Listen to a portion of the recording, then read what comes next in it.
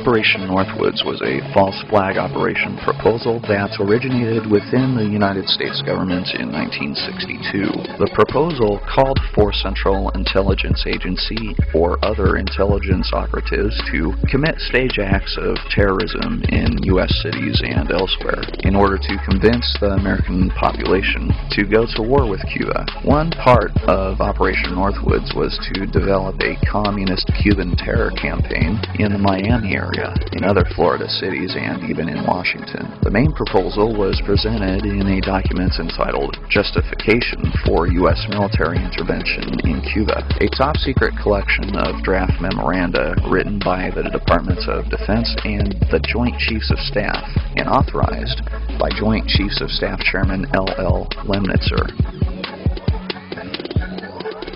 The document was presented by the Joint Chiefs of Staff to Secretary of Defense Robert McNamara on March 13th as a preliminary submission for planning purposes.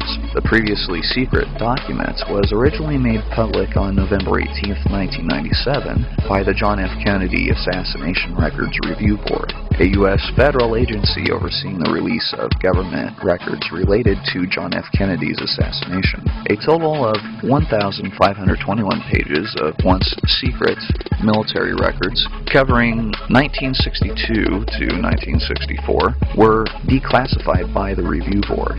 The Operation Northwoods document was first published onto the Internet by the National Security Archive on November 6, 1998, in a joint venture with CNN as part of CNN's 1998 Cold War television documentary series.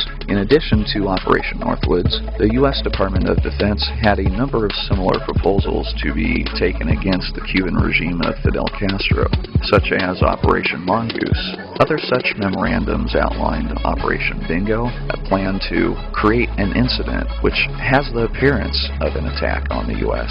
facilities in Cuba, and thus would provide an excuse for the use of U.S. military might to overthrow the current government of Cuba.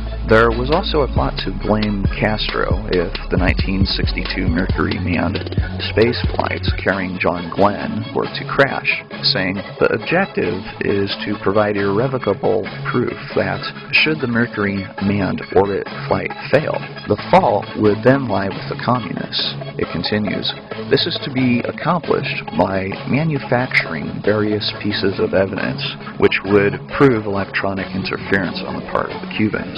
The continuing attempts of false flag attacks by certain high-level individuals within the U.S. military and intelligence communities had already prompted President John F. Kennedy to attempt to control, if not completely prevent, these methods of fooling the public to support a war against a foreign country. These high-level individuals within the U.S. government were intent on proactive, aggressive, and violent action against several governments around the globe, like Cuba. After the Bay of Pigs invasion, Kennedy fired CIA Director Alan W. Dulles, Deputy Director Charles P.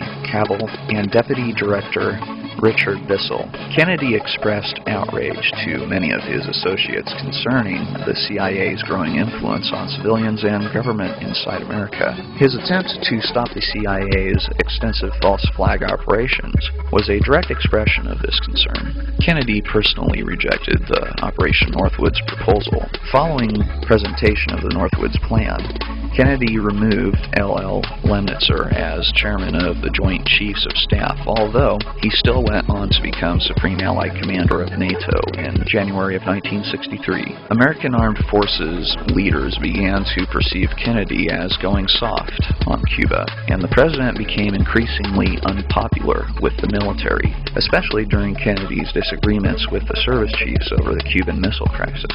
Personally, I think that this fact, and the facts that President Kennedy saw a need to phase out the privately owned bank known as the Federal Reserve and put the power to print money back into the hands of the U.S. government were what ultimately led to his assassination in an era where he was frustrating the plans of some individuals within the U.S. government. On August 3, 2001, the National Assembly of People's Power of Cuba, the main legislative body of the Republic of Cuba, issued a statement referring to Operation Northwoods and Operation Mongoose, wherein it condemned such false flag attacks considered by the U.S. But I want to also look at the Northwoods documents and actually give the viewer the opportunity to view it for themselves on the TV screen. For those who are interested, the George Washington University has a PDF copy viewable on their website at this address. Let's take a look.